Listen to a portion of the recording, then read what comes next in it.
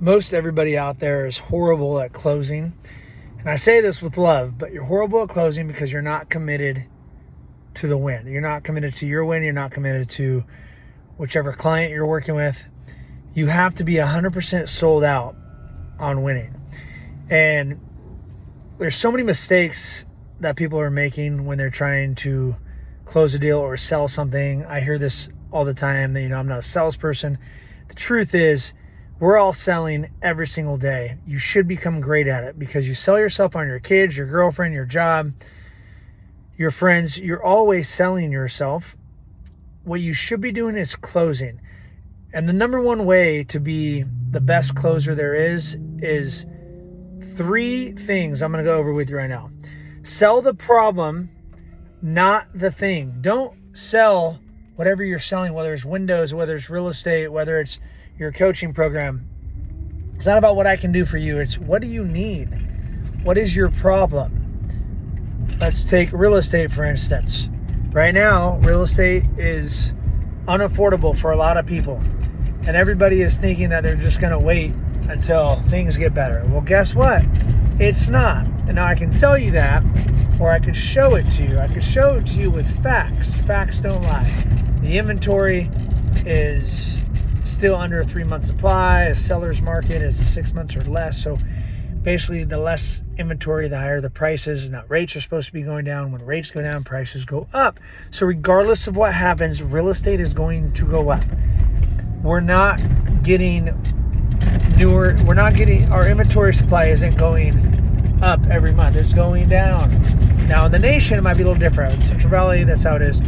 My point is, sell the problem. Why does your client want to buy a home? Is it just to save money, have an affordable payment, or is it really because they've never owned a home, their parents didn't own a home, and they're 50 years old? If they don't buy a house now, the odds of them buying later is about a 5% ratio. Most people want to save. This is what I hear all the time. Well, I'm just going to save money. I'm just going to save money. That's an excuse for losers. If you look at it, most people, if you can't afford a home right now, you can't afford to save because properties are going to go up $30,000 a year, regardless if it's the price, if it's the rate, the payment is going up as basically $300 a month, which however you decide to reverse engineer it. My point being, you cannot outsave the market. So there's so many people want to live in their comfort zone. The problem is it's getting more expensive. So by taking action now, you solve that problem.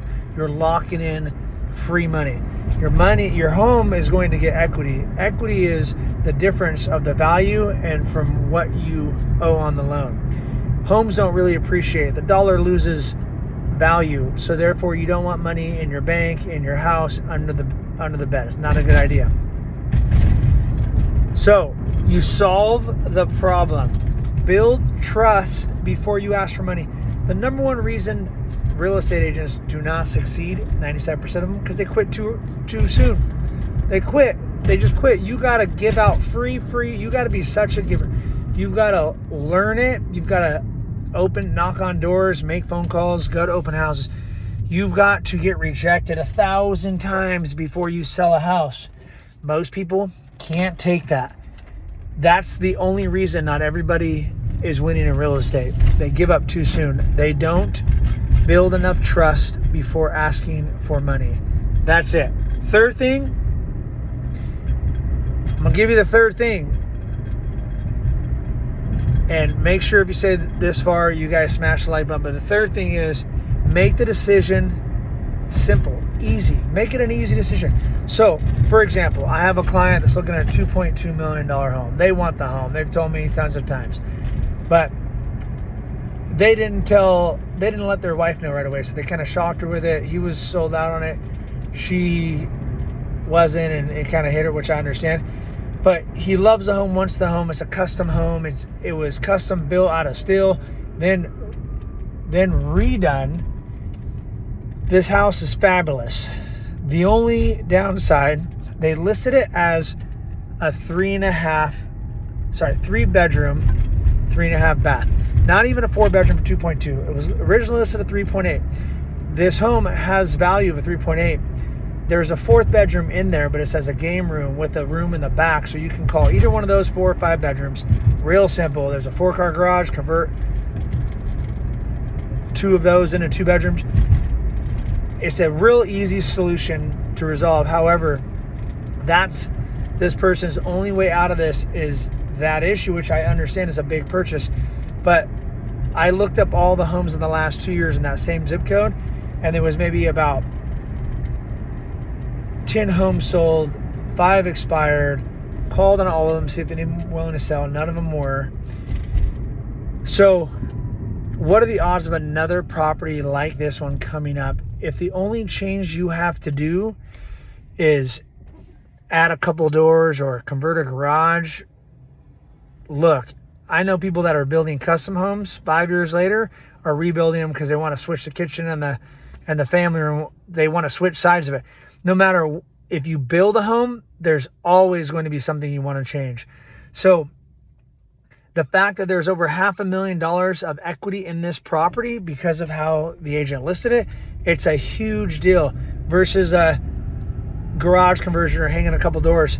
It's a real easy, simple thing to fix, but people will focus on whatever they can to not make the move to stay comfortable. That's the end of the story. So you have to make it simple. I showed them the numbers on how it's actually costing them less money to live in this home than it is paying $2,000 a month versus a $13,000 a month bill. It's cheaper buying this home than it is staying where they are. If you guys would like to know how that's possible, comment how, and I will reach out to you guys and explain. Maybe your situation is different and I can show you how to put it logically into numbers, and numbers don't lie. So I just put it in numbers for people. I ask a lot of questions, but these 3 things most people are doing wrong. They're trying to sell the product. You got to sell the solution to their problem. Remember that, number 1.